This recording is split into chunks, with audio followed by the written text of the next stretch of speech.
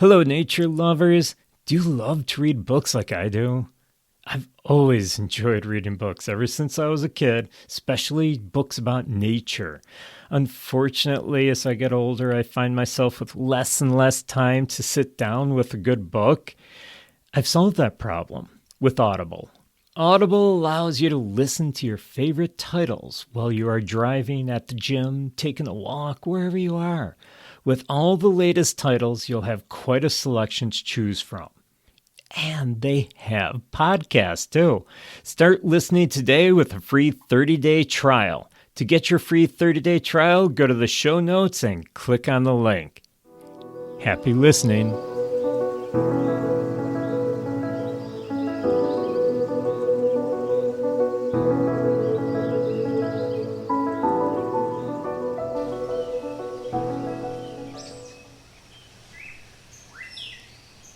Hello, friends, and welcome to Nature Wanderer Podcast. I'm Paul, your host, and today, first of all, I want to say, yes, I am out in the field, which is why you hear a lot of birds in the background, but you may also hear something that sounds like a dinosaur, maybe like Jurassic Park. Well, I did wander a little far today.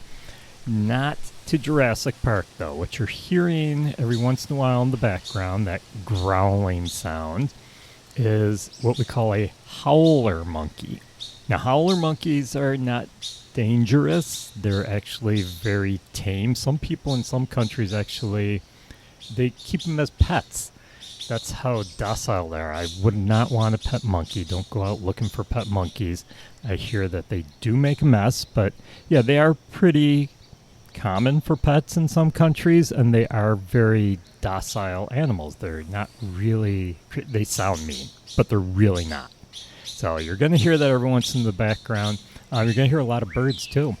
Now, you're probably thinking, wait a minute, this guy's from New York State. Why on earth are we hearing howler monkeys? Why are we hearing some of these other birds that don't belong in New York State? Well, I did wander a little bit far today. I wandered far this entire week. I went all the way to Belize. Yeah, my wife and I decided to head out to Belize, and you may wonder, why Belize? Why'd you pick Belize? Well, first of all, I had a milestone birthday. That's right, I turned 30 once again. Okay, not 30 actually, but yeah, I did have a milestone birthday, and I am proud to say that I am an old guy. I turned 60. I have lots of experience. I'm not old, I'm experienced. I have a lot of knowledge of nature now. In all those 60 years, this is a little bit amazing. In 60 years, I have not been out of the country other than Canada. I mean, I live in New York State in the United States, so Canada's right across the border. It takes me an hour to get there. So I have never been out of the country, believe it or not. Furthest I've ever been is Hawaii when I was a kid. Family vacation to Hawaii. But that's still the United States. So this was a big one. Because it was my 60th birthday, I decided, hey, I want to do something special. I want to go somewhere I've never been before. And I've always had on my, if you want to call it a bucket list, I hate using that term, but I've always wanted to go see the Mayan ruins. I've seen documentaries on the Mayans and the Mayan culture. It just fascinates me how this entire civilization was so advanced for their time. Very interesting. If you ever get a chance to watch documentaries on the Mayan people, I highly recommend doing it. So the Mayans were a fascination of mine. So I've always wanted to see Mayan ruins in person, not just on the screen, not just on some YouTube video. I've always wanted to actually climb on the Mayan ruins and see them. Now, another big bucket list item of mine has always been going to the rainforest. For years, I've been an environmental educator. I've taught about the rainforest. I've taught about the ecosystem of the rainforest. I've taught about how delicate it can be. I've taught about everything in the rainforest. I've put together a rainforest program when I went to schools, and I used to present it to schools, talking about all the products we get from the rainforest, how delicate the rainforest is. So I've taught about it, and I've never been there. So this was my big chance.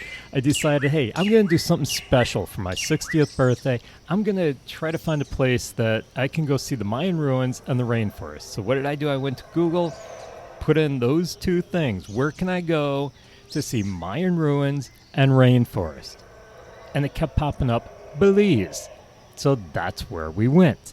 And it took quite a while to plan it. It's absolutely beautiful. Absolutely beautiful in Belize here.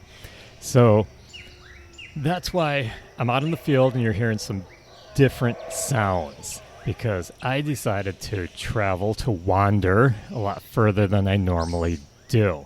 And I want to talk a little bit about Belize, because some of you may not know where Belize is. Belize it's a great country to visit for several reasons, not just because it's not that far. You get to see a lot of things like Mayan ruins. You get to see things like rainforests, semi-tropical forests. They're not really tropical forests. They're semi-tropical forests is what they consider them. Subtropical, if you want to put it that way.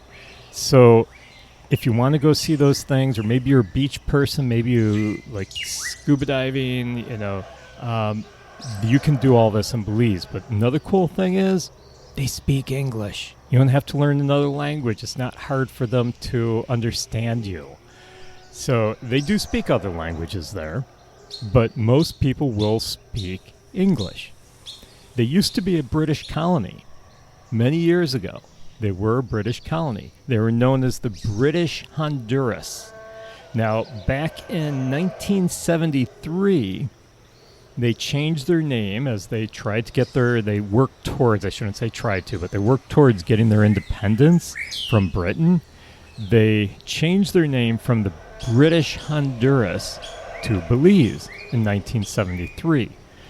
But there was a lot of border controversies between them and Guatemala. We're talking about a Central American country. It's actually the second smallest country in Central America. So Belize is located just below Mexico. So on the northern border of Belize is Mexico. On the western border of Belize is Guatemala. And the southern border, which is very short, small country. We came from the airport, drove all the way in our second half of our exploring, our wandering. We drove from the airport, which is in Belize City on the east coast, right on the coast of the Caribbean Sea. So we went from Belize City, the airport, all the way to the other side of Belize, so it's the west border, right against Guatemala. We were like 15 minutes from Guatemala, where we stayed the second half of our vacation, and that took us an hour and 45-minute drive. That's incredible. That's how thin this country is. And it's not very long either. So it is a very small country. This is a country in Central America, below Mexico. Now, because of that, it's close to the equator, and it stays a nice warm temperature, which gives you semi-tropical or subtropical climate. It's early morning, so right now it's about 70 degrees, but today it's supposed to get up into the 80s. This is typical weather for their springtime. In the summertime, it can get up into the 90s, occasionally 100. Wintertime, you're talking 70s and 80s. So it does stay a constant temperature year-round pretty much. Now we're getting into the dry season here. So usually July, well, actually they said May through July is what they call the dry season. And that's when it gets very hot, it gets very dry. Belize has a wide variety of habitats. We started out, when we first got here, like 3-4 days ago, we flew into the Belize airport, took a shuttle into Belize City, onto the waterfront, and we took a water taxi, which took about an hour, out to what they call the Keys. They spell it C-A-Y-E, but it's pronounced Key. I was calling it Kai until we got to Belize, and I finally asked someone. I said, so how do you pronounce this? And they said, it's the Keys. Now, the Keys are basically a set of islands. They go along the entire coastline of Belize. It acts like a break. So I was asking the one guy the other day, do you get hurricanes here? Do you get hit hard on you're right on the ocean. You're right on the sea. Do you get hurricanes here? And he says, yeah, we do, but they're really mild because by the time they hit the barrier, they lose a lot of their strength. So we don't get hit as hard as a lot of other countries because of that barrier reef, which I'll talk about on another podcast. So be prepared. Next week, we're going to talk a little bit about barrier reefs. So our first day, we took the water taxi out to what they call Key Caulker. Not Kai Caulker, like I was pronouncing it before we got to Belize here. It's Key Caulker. It's not the largest of the islands, the Keys. And by the way, there's over 400 keys. Over 400 of these little islands. Some are really small, some are rather large.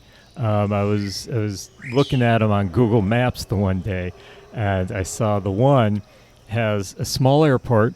That's how you get there, either a small Cessna plane or you get there by water taxi, unless you have your own boat. So you can't they don't have bridges out to them.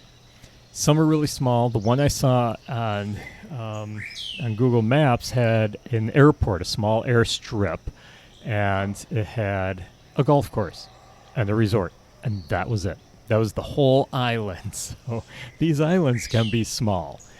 Now, on Key Caulker, when we got there, it's very touristy. Very touristy. There are some beaches, mangroves. Yeah, we saw the mangroves. Just like down in Florida, they have mangroves along a lot of it. They have a lot of touristy towns on the island. And I should just say a tourist town, because there aren't a lot of towns. It's just one big town.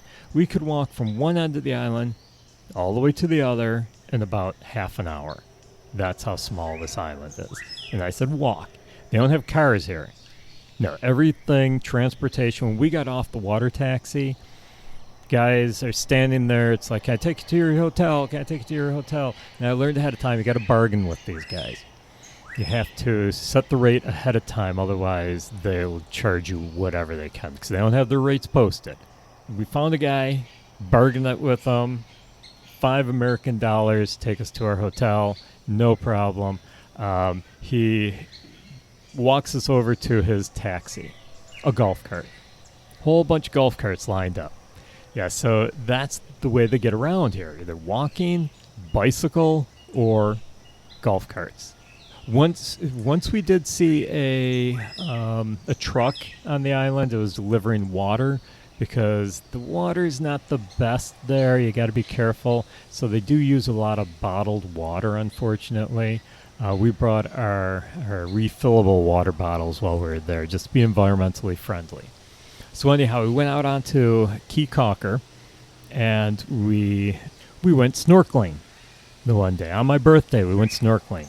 And I'll talk a little bit more about that tomorrow or next week. So we went snorkeling. We spent just a few days there, and then we took a Cessna plane, flew back to the mainland, and then we drove, like I said, hour and 45 minutes to a little town called Cristo Rey. Now, Cristo Rey is just a little bit south of San Ignacio. I was pronouncing it San Ignacio, but I was corrected by the locals as San Ignacio. So we made it to San Ignacio, which is, like I said, about 15 minutes from Guatemala. And that's where we are stationed right now in Cristo Rey. Now, it's early morning. I got up early because it's nice and quiet. Cristo Rey is a small town. There is one road, main road, I should say, going through it. There's a bunch of little roads, too. does get a little noisy. You may hear dogs barking every once in a while in the background here. But because it is a main road going through the town to get to the southern part of Belize, you do get some noisy trucks and cars now and then. This is an underdeveloped country. I should call it a developing country. So your cars, your trucks, a lot of them are really falling apart. They get noisy. Mufflers are missing off of them. So it does get noisy. That's why I decided I'm going to record this early in the morning. I'm sitting on the deck of my Airbnb, our Airbnb. My wife is with me. She's still sleeping right now. And I'm listening to all the birds and the howler monkeys and across the creek from us. I'm going to do a shout out to our host here. Very wonderful people, very beautiful place we have here. It is the Lucky Dreamer Lodge. If you come here to Belize, stay at the Lucky Dreamer Lodge. The Banana Bungalow is where we are right now, and we're sitting on the back porch just listening to these birds. Yesterday I was here listening to all the birds, and I counted 5 species that I know.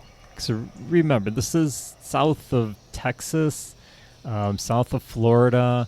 So the birds that are up in New York State during the summer migrate all the way down to South America, and some of them come to Belize. So we do get a lot of the same birds here in Belize that we get in New York State.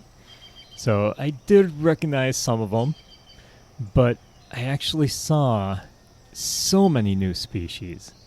There were macaws yesterday up in the trees that I saw. We've seen quite a few of them.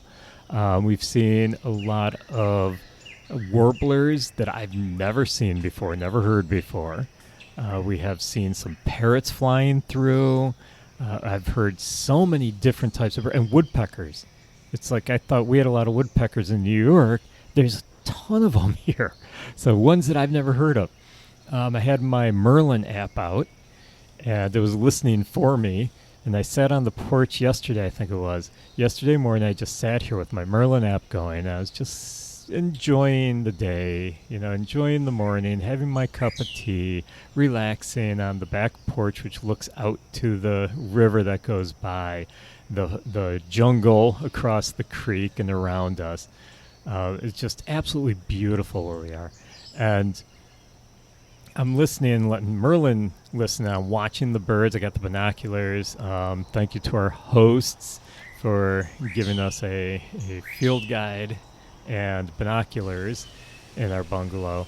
And I'm just watching the birds and listening. I came up with 32 new species that I have never heard or seen before.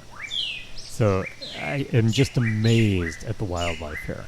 There's just so many. There's, I can't remember what they're called, but there's these little, giant rats. But they're not rats, don't worry. But they're like giant rats going across the yard now and then. The other day, I caught a glimpse of a small feline, wild feline. I believe it was an ocelot going through the neighbor's yard. I saw that the other day, too. And so there's just so much wildlife here. It just amazed me. Well, because we are in the jungle. And we haven't seen any of the howler monkeys. We hear them all the time. They tell us that you can see them when you go to the Mayan ruins, but we were at the Mayan ruins yesterday, and we heard them there, but we didn't see them. So I hear they're rather small, loud, but they're small. Now, the neat thing about Belize, their history for environment has been kind of rocky. I mean, in the early years, here's a developing country trying to get some income somehow, try to build their income, build their infrastructure, build themselves up. That's why we call it developing. They're trying to develop themselves. But how do you do that? Well, they depended a lot on farming. And what they did is they cleared a lot of the jungle. It's called subtropical jungle. There is rainforest here as well, which is why I came here. We're going to see the rainforest tomorrow or the day after, but there is rainforest here. There is subtropical jungle. And they started cutting some of this down to clear way for agriculture. Now, on the way here from Belize Airport, at first it's like desolate. It's very flat, a little bit hilly, but very flat, and you could see very few trees. So that's the area that's been cleared for agriculture. And we did pass a lot of farms on the way here. But then as we started getting closer to Cristo Rey, we started seeing more mountains in the distance. The mountains started to get larger. I mean, they're not huge mountains, but they are mountains. And the further we got towards Cristo Rey, the more trees we started seeing, the more jungle-like it started to become. So you do have this history of them cutting down a lot of the jungle. Now, in their constitution, they actually have a preamble to their constitution which says that they are to protect the environment. So the government did create this Department of the Environment, and they are in charge of basically protecting, the rainforest, the environment. We'll talk a little bit more about the barrier reef and this protection next week, but they created this because they didn't want the country to become a desolate wasteland. There was a lot of pollution as well. So they started to straighten things out. And this Department of Environment started to make some stronger laws, started regulating. And what happened is things started to turn around. Now, about 75% of the rainforest and the subtropical jungle is under government protection right now. And you may wonder, well, what's that mean?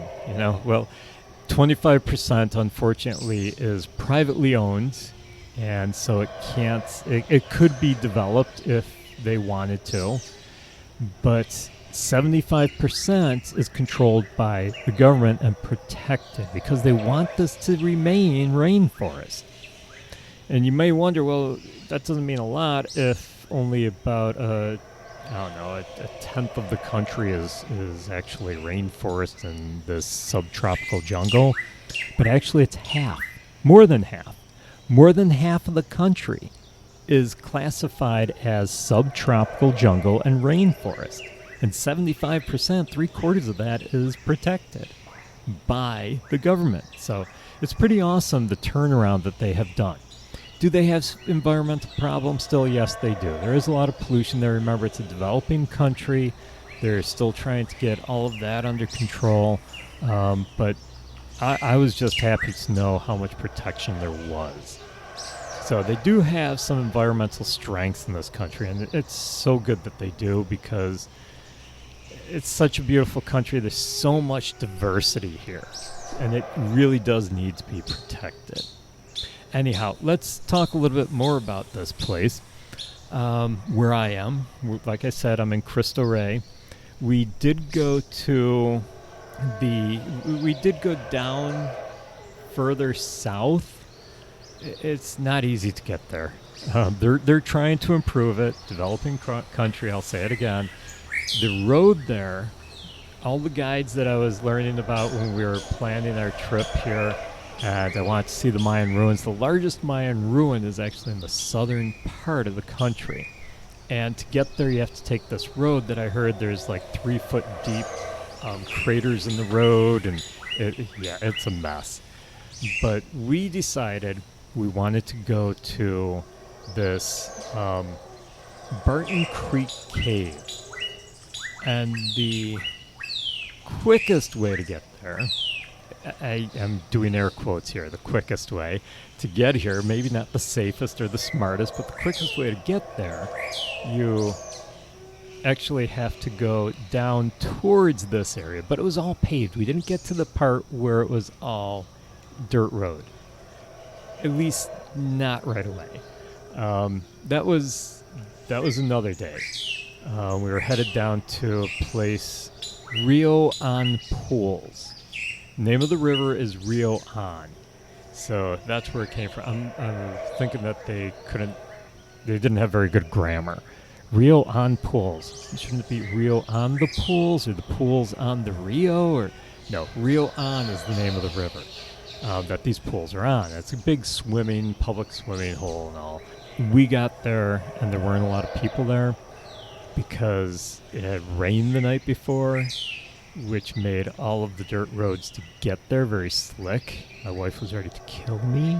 We're in a rental vehicle, 4-wheel drive, okay, or I should say all-wheel drive, but we were slipping and sliding all over this clay road that was wet.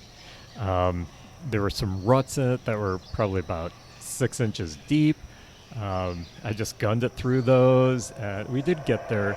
Beautiful pools. We also went to a waterfall on the same type of road. But the main road to these little side roads was paved. But we did get to a point when we were headed to the one waterfall. We actually canceled going to a cave that we were going to go to at this point because the road was getting so bad, and my wife was like, "You go any further on this road, I'm going to kill you." I was getting a little nervous at that point myself because if it hadn't rained the night before, we would have been fine. But because it rained the night before, and it was a heavy rain too, it really made the road slick. So that's why we just canceled the cave.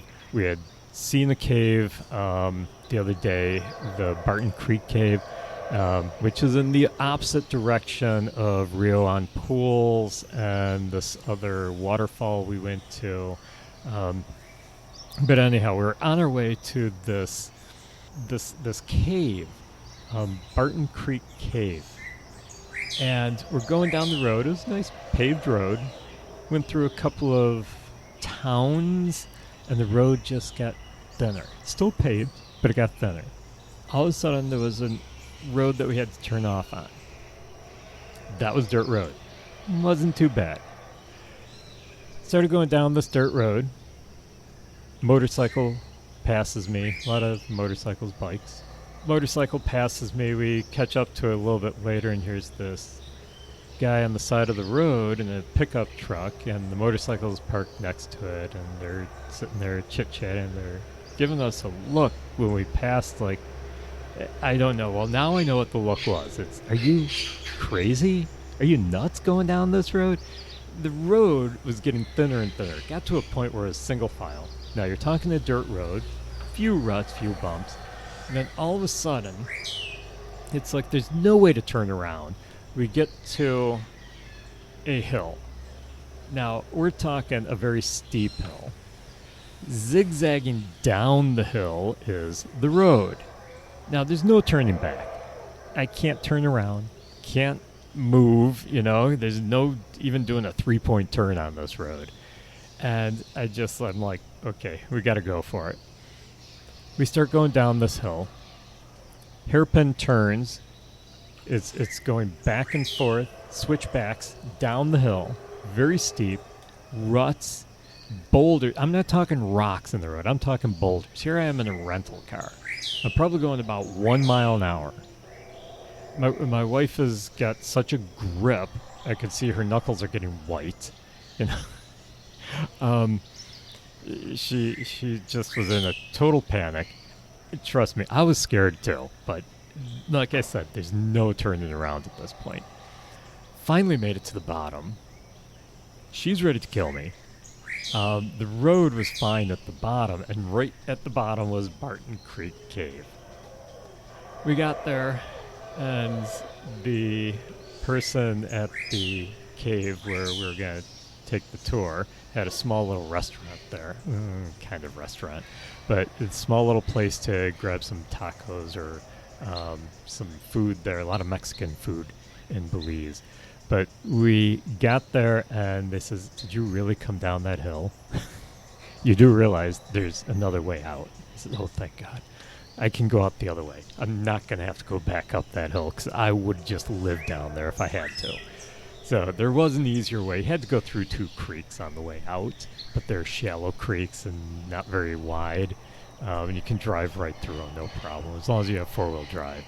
But anyhow, we went to this cave, which was another great adventure in Belize. A lot of caves there.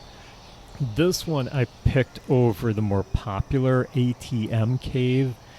The reason I picked Barton Creek is because you canoe into it. The river goes right through the cave. So we went about a mile into the cave in a canoe.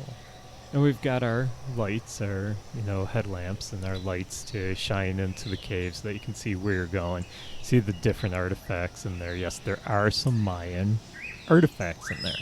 But there's a lot of stalactites, stalagmites. At one point when we got deep into the cave and there were no other canoes going in or by us, we shut off all our lights. If you have ever been outside at nighttime or been in a room when it's been very dark, it does not compare. I mean, you're talking total darkness. It was darker than dark in this cave. It was just amazing. It was almost peaceful.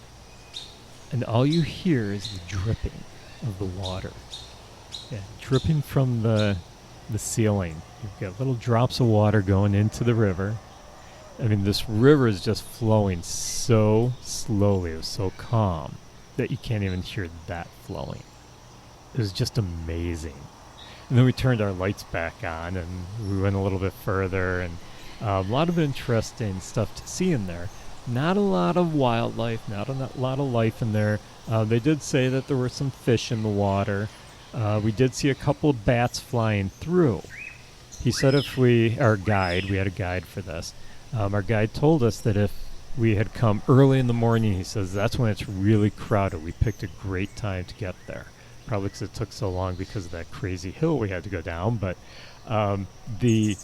he actually said in the morning it's really crowded, and the crowds going into the cave scare all the bats deeper into the cave. So that's why we didn't see a lot of bats, which some people are probably thinking right now, oh, that's great. I would have liked to have seen more bats.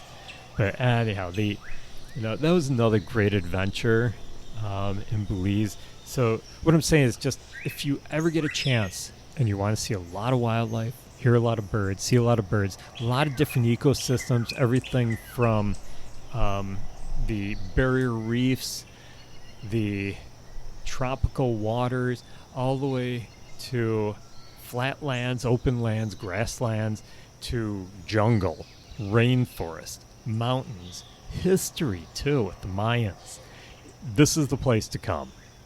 Unfortunately, I could go on for hours. I could tell you tons of stories about our adventures here in Belize, but it's getting a little bit later, and unfortunately it's going to start getting noisy when the traffic starts coming by and the dogs start waking up and barking. A lot of dogs here, a lot of stray dogs, a lot of people own dogs and just let them run free. So it's going to get noisy, so I think I'm going to call it quits, and we're going to talk a little bit more about Belize in the next couple of episodes, so make sure you come back and join me. I hope you enjoyed wandering through Belize with me. Don't forget to invite your nature-loving friends to join us. If you haven't already, please hit the subscribe button and take a minute to rate and review the podcast. If you have any nature questions or ideas for future episodes, feel free to drop me a DM on my Instagram page at _nature_wanderer or my website at naturewanderer.org. You can also support the podcast by joining my Patreon, which will also give you extras, including videos, education classes, pictures, and much more. I'm going to post some of the Belize pictures on there. I also have some videos for next week's podcast. I've got some videos of the sharks that I swam with and some of the barrier reef. So show your support of the podcast and your love of nature by supporting a Nature Wanderer t-shirt, water bottle, backpack, puzzle, or much more. They can be purchased at my store, which is linked from my website, or it's also in the show notes. So have a great week and keep exploring the nature around you.